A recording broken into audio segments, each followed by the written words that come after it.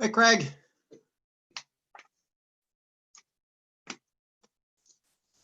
Up, you're muted. There we go. There you go. How you doing? Good. Good. Guess we'll break some new ground here tonight, huh? Yeah, that's first Zoom planning commission I've done since the COVID started. All right, that's good. I think this would have been easier to do in person. I think you're probably right. For Craig was hesitant to do anything in person. I think he wanted to let the supervisors hold the first live meeting, but we're doing a live zoning hearing board meeting on July 9th. So That's good. Yeah, I was actually hoping to kind of one up the supervisors and have the first in-person meeting. So I'm glad someone was that. Yeah, when it seemed as though Craig was hesitant to start doing the live meetings.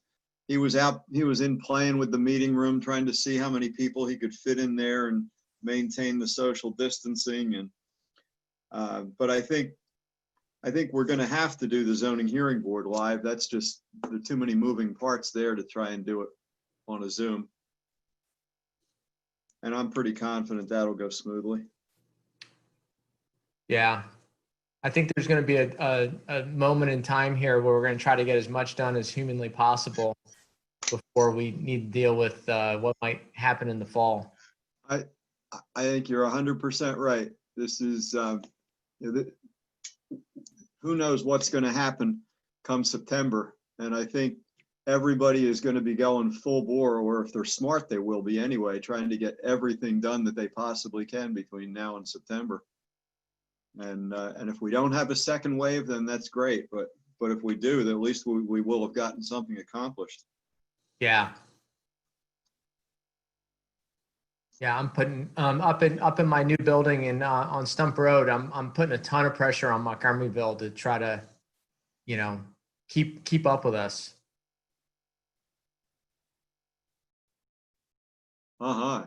Absolutely. I'm looking. I was waiting for Patty. She said she was going to get on. I've got 3 people in the waiting room, but they're all the applicants. It's all Woodrow and his clients. Patty said she was going to hop on at around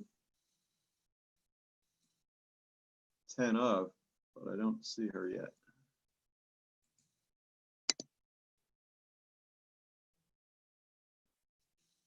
So I think all I'm going to say is that, we'll try to keep everyone muted for as long as possible. And that, Zoom has this raise your hand button. Yep. So maybe we'll try to instill some discipline with that and just say, hey, if you want to say something, raise your hand, and then I can call on people just to keep things moving. Good. And it should be the one subdivision is pretty simple, and the Ed Brown will be on for Gilmore, and his review letter is out and it's been sent to the applicant. I think copies have been sent to everybody on the planning commission. And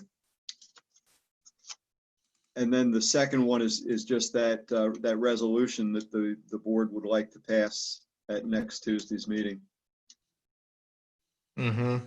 That would allow outdoor seating and outdoor sales during this yellow and green phase, when the businesses are limited as to what they can do inside their stores. Oh, there's Patty calling me. Hello? Can't you get in? Well, wait a minute.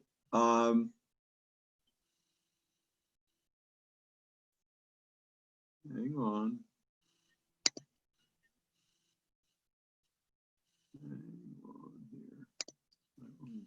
Here. Let me mute myself here.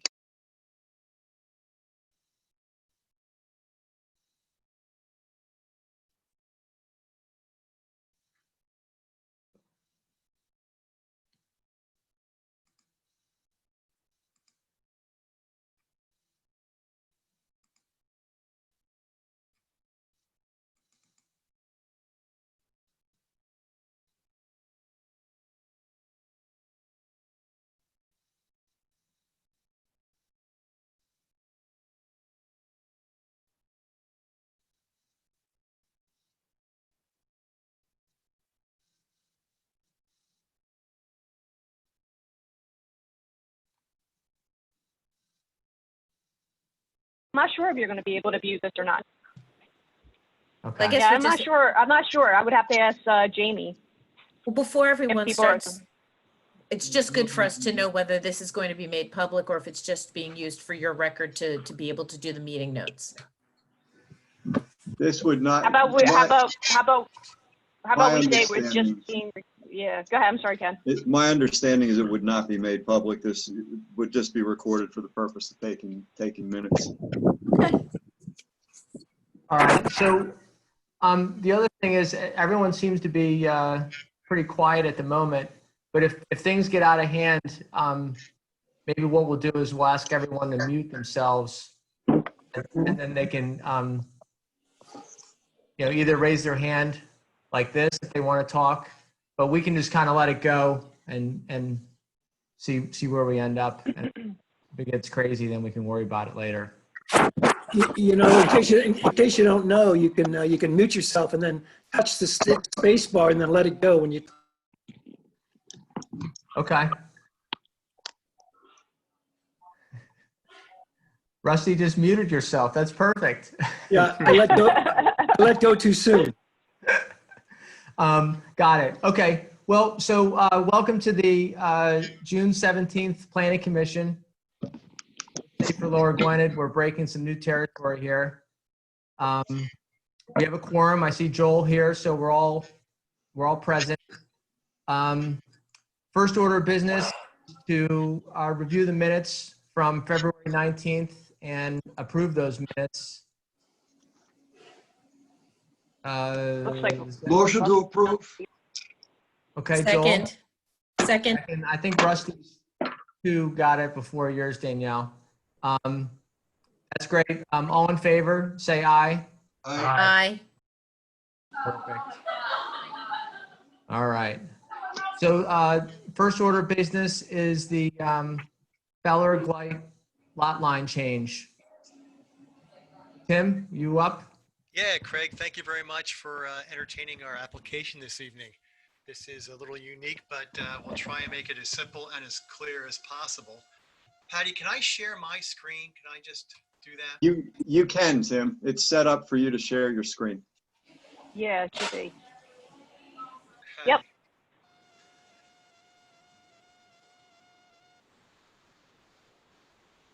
Beautiful. How's that look? We got Beautiful. Thanks, guys. This is a really interesting little application. Hopefully, it's much simpler than many that we have dealt with in the past. But I put on the screen just a blow-up portion of the Lower Gwynedd Township zoning map. At the bottom, you'll see Brushtown Road. To the left side is a section of Gypsy Hill Road. And what I have highlighted is Mr. Feller's property. This is certainly one of the most unique properties that I have seen in my experience in the subdivision and land development process. What we're here tonight to talk about is a transaction between Mr. Glite and his wife and Mr. Feller.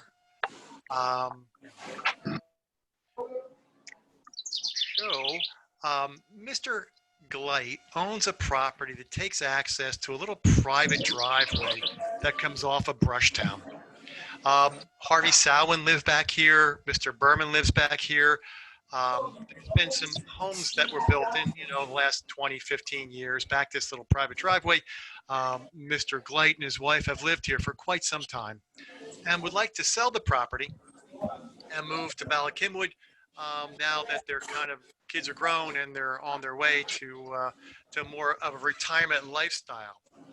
Mr. Glite has a buyer for the property, but the buyer is concerned about this kind of awkward shaped, skinny parcel of ground that exists to, I'll call it the east side of Mr. Glite's property. So just for reference, this area I am pointing to with my cursor is the Gypsy and Way subdivision currently under construction. Mr. Reitenbaugh's property off of Gypsy Hill.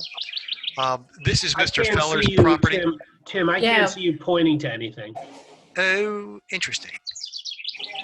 Well, maybe I can just zoom a little bit, guys. Does that help? So, Yeah, could we have everybody else mute? We're picking up a lot of background noise. Yeah, whoever's Yeah. got Whoever's got the birds in the background. Somebody's got a please bird. mute. I'm just going to go mute everybody else. Thank you. I think, yeah. So great. That's much quieter. Thanks, Patty. You're welcome. Great. So again, just for reference, the Gypsy Way subdivision currently under construction, Mr. Reitenbaugh's property is kind of to the top left of the page. Mr. Feller's property, that very uniquely shaped parcel of ground, is right in the center of the page. And Mr. Glight's property is then just to the, I'll call it the northeast, planned northeast of Mr. Feller's property. Excuse me, that's the strip that goes out to Gypsy Hill Road you're talking about? That is correct. And if you guys remember correctly, if I am correct, the property just to the top that kind of fits in the L, the reverse L, that's the doctor's property with the apple orchard in his front yard where he wanted to subdivide and create that lot in the front of his property. Tim, am I correct? That is correct, Craig. I was not a part of that application, but I am familiar with Dr. Mackin's property. That Yeah. kind of, is that area between Mr. Feller and Mr. Reitenbaugh, correct? Okay. And where's the Glite property again? I'm sorry, I don't mean to be. Yeah, no problem. It's the green dot. I don't know if you can see. Let me just see if I can zoom in a little bit better. No, it's not working. Yeah. So for is some it on the reason- bottom of the screen? It's off of Brushtown, right? Right. Mr. Glight's property comes in off of Brushtown, and it exists kind of on that paper street that just to I guess to the rear of Mr. Feller's property, and has some common property boundary with Mr. Reitenbaugh's Gypsy Way property. Maybe the next, I'm just trying to give you a sense of context here. Let me just switch to the next plan. So this is our subdivision plan that is the submission and I guess the subject of tonight's application. This area that I have shaded in blue is currently owned by Mr. Glight. Are we still on the same? Did you put something else up, or are we still on the same? Yes. Can you see my screen? This is a copy of my subdivision plan. Can you guys see that? No, No. we're still just seeing that your pink plan. Oh, interesting. Let me try and bring it back. There you go. Yeah. Beautiful. And now I That's just it. saw now we saw your cursor. But Gotcha. Okay. I'm not sure why that was funky there. But so at any rate, these are the properties that are in question. To the top of the page is Mr. Glight's property. He and Marjorie have lived there for quite some time. And again, are hoping to move down to Bala Cynwyd and sell their property. They have a buyer for the land. The buyer is concerned about the oddly shaped and very narrow parcel, this area that we have shaded in red, that is kind of an awkward piece. So there is tonight an application before you guys to consider a conveyance of that land. So again, this blue parcel is currently owned by Mr. Glight. It would be conveyed to Mr. Feller. The red parcel is currently owned by Mr. Feller and would be conveyed to Mr. Glight. They're both about 16,000 square feet in size. It's a pretty even swap, but it does make a much more regularly shaped parcel for both owners at that point. And let me show you if I can do this. I'll bring this back.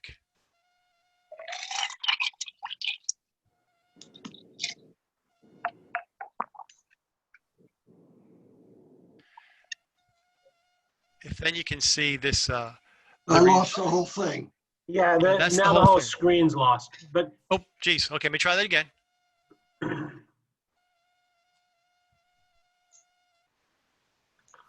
There you go. That's it. There you go, Tim. That's good. Did that work, Ken?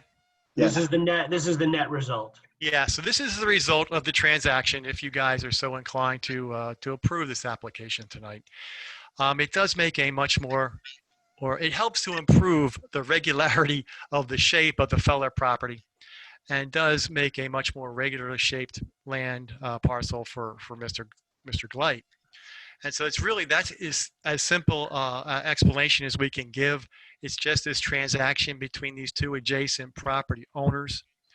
And hopefully that will be pretty simple to deal Can with. I ask one or two questions? Absolutely. Is there a subdivision to be looked at in the future? We have no plans to subdivide other than this transaction. Okay, is there any reason why we would say no to this transaction? I do not believe so. Again, no new building lots are being created. It is simply hoping or helping to make a much more regularly shaped parcel out of both Mr. Feller's land as well as Mr. Gleit's land, and makes it a more attractive parcel for a buyer to purchase Mr. Gleit's home.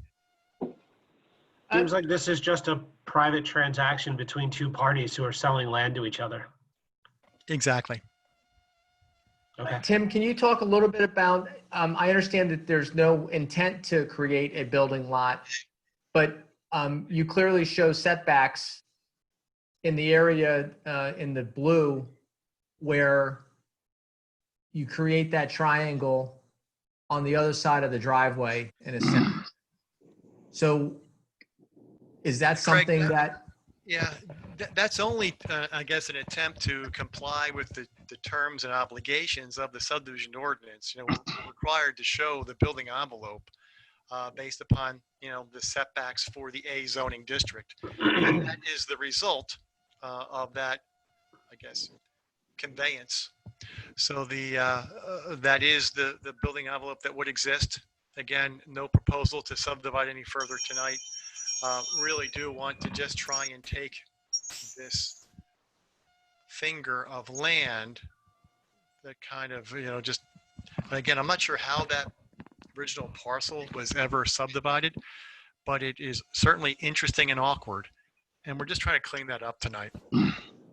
how many acres is the blue parcel right now? The blue parcel When it's- right when it's now, done. total, I guess the result is the Feller parcel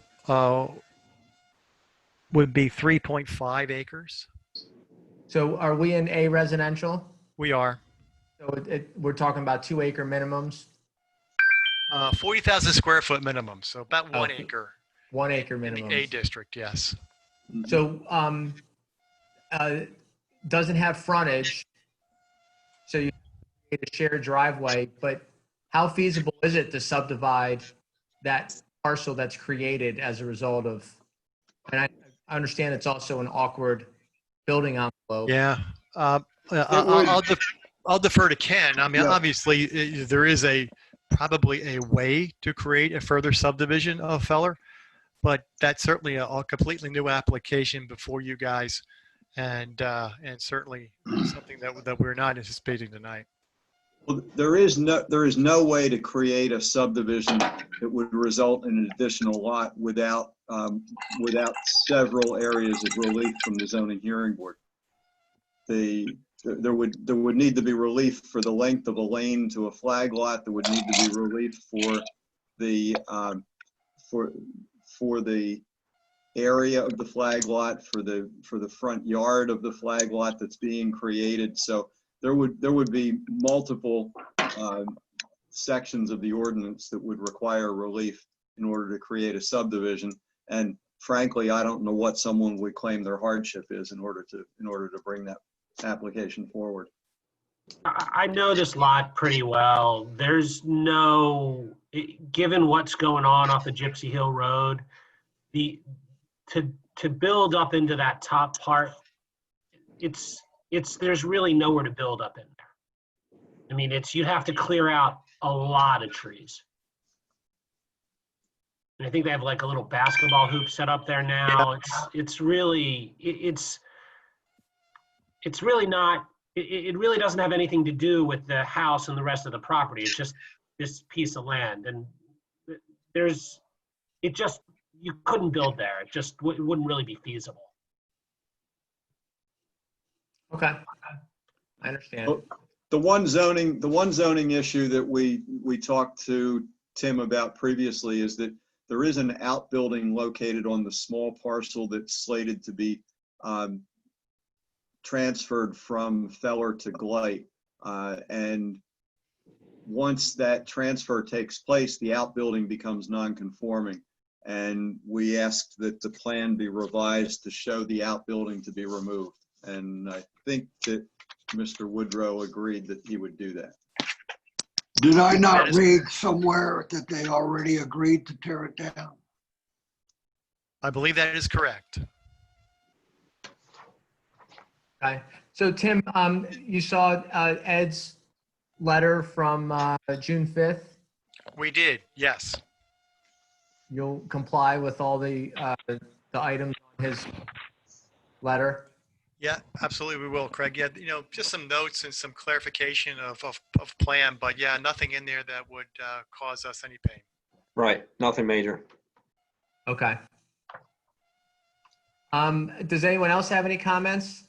With the share screen, I'm not quite as aware of what's going on elsewhere as I was before. From what I have heard, in the interest of brevity, I would recommend passing it.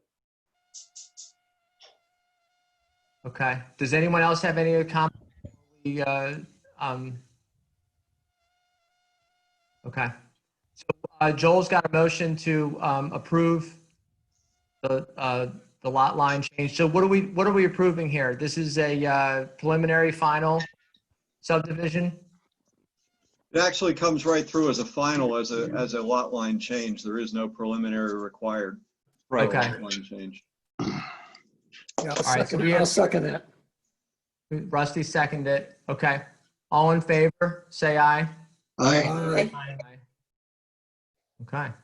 Beautiful. Thank you What's guys really- for your time tonight. What's really nice about this is you guys don't disrupt us when you leave. You just hang up. Exactly. Pack up my boards and get my files Yeah. and storm through the audience. Right, exactly. Yeah, Well, thank get you out, very will much. you?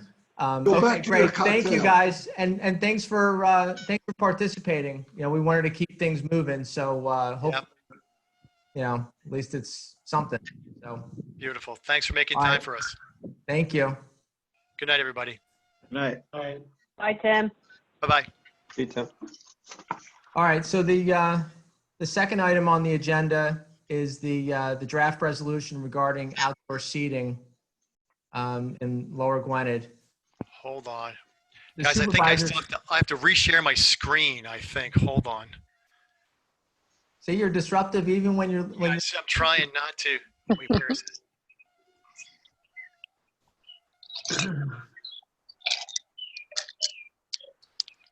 Hold on.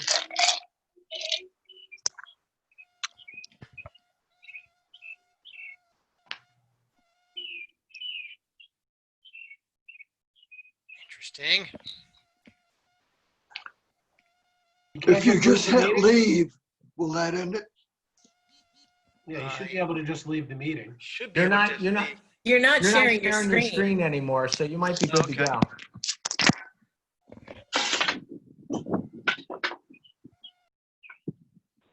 All right, good. All right, so did everyone get a chance to review the draft ordinance for the outdoor restaurant seating? Yes. So the only comment I had, and of course I'm not prepared to read it, was the time frame. For a period of 90 days. So 90 days gets us, July, August, September. I mean, honestly, how long are we going to go before we don't want to eat outside? And I think the intent is that you can't put up a tent and then enclose it and think that you're still outside, right? So I think the whole point is you have to have That's correct. There would air, have and to I don't know be- if it have to be says that, free but so circulation. I mean, technically 90 days gets us probably pretty close weather-wise to what we're talking about. Um, But if for some reason this needs to continue, I'd hate to see us go through this process for another 2 or 3 weeks. I wonder if it doesn't make sense just to extend it to 120 days, just to add a little bit more runway to it. You know, Yep. if we get to November 1st and people still want to eat outside, you know, that's, And if we get like a warm or like September and October, people are gonna want to, people have been inside all this time, they'll want to be outside longer. Yeah, I've been involved with a big event that is outside in the first and second weeks in October, and that's usually the end of it because it gets dark by 6, you know, and you're down into the 50s, 55s then. So yeah. Well, what's the problem? What would be the problem? Listen, I don't have a problem. It could be year round as far as I'm concerned, but I understand having it 90 days. If this is approved for 90 days, it's easy enough to extend. And the alternative is, you know, within 90 days where the holes are and where the problems are. In fact, I would probably say keep it for 60 days with an extension unless there's a reason not to extend it. It seems like it'll work out fine, but there's always loopholes, right? There's always somebody that's going to try to do something that's probably not right. So at least if you have it if you have it on a shorter time frame, you can figure out what the problems are, if any. And then it's easy enough to say, okay, extend it another 60 days. That's the only thing. If you have it 120 days and there's a glitch like set up a tent or somebody's on the roadway, then at least you can fix the resolution. If you have it at 120, you're stuck with 120. Okay, so I understand that. It is only a resolution. It's not an ordinance, so it's easy for the board to amend it. There's no advertising requirement or anything along those lines. It's a simple amendment. So if they wanted to extend it, would they have to come back to us again? Well, we would like to bring them back to you just because it's nice to have your input on anything like this. There's no requirement that it come back to you, but if we could, we would. Does a resolution have a force of law? Is it enforceable or? It is enforceable, yes. Okay. So as a resolution, at 90 days, it's enforceable. And if they want to extend it or, God forbid, shorten it because of circumstances, they can do that without having to go around in circles again. Correct. That's correct. So, I mean, so I get it. So maybe we say, you know, we support adopting the resolution, and we discussed extending it 120 days. And if the supervisors chose to go down that path, we would support it. And, but we support it as is as well. And then that way we kind of cover both bases. Sure, we can cover both in the minutes, and then when it goes to the board, then they can kick it around as well. Okay. Yep. Mike, does that fulfill your? Yeah, no, listen, I was good either way. So smart idea. Okay. That works for me. All right. So who wants to make that intelligent motion? Motion to approve resolution 20 for 2020. Second, Okay. All those in favor? I Aye.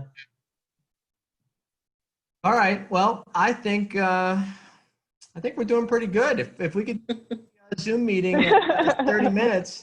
I know my Zoom meetings for work don't end this quickly. So I miss the pesky audience. yeah, I don't.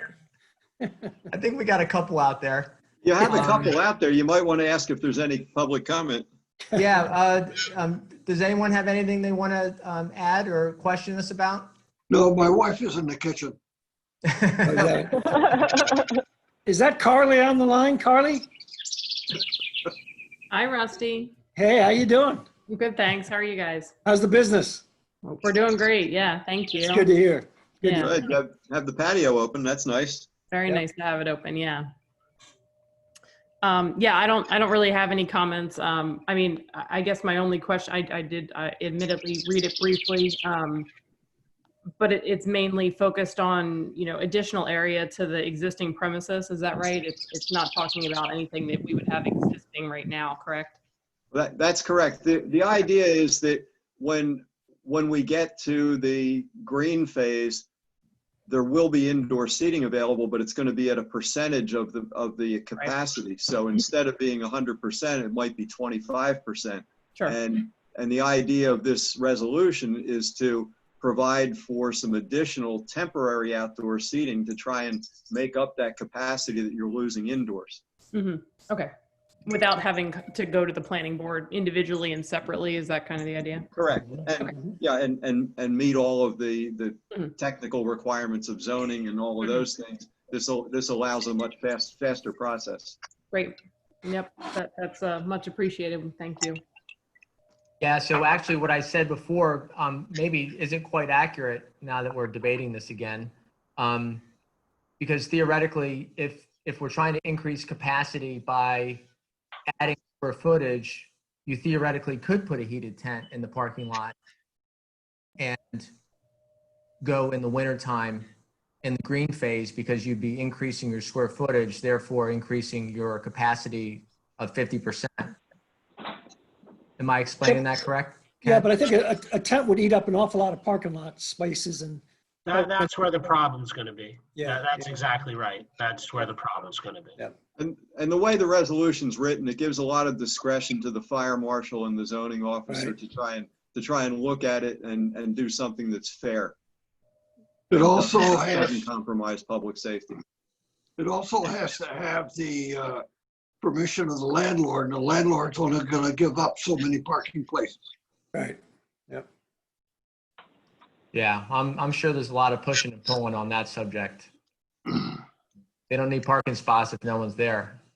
And they can't pay rent if no one's coming to the restaurant either. So, all right, well, that's good. So look, we'll throw this out there and let the supervisors kick it around, but we support it and, we'll stand. Does anyone have any other comments? Motion to adjourn? Second? Awesome. All right. Good night, everyone. Thank you. Right, Thank thanks. you. Okay. Thanks, guys. Good Bye. night. Bye. Take Night, care. everyone. Bye, guys. Stay Good to see safe. everybody.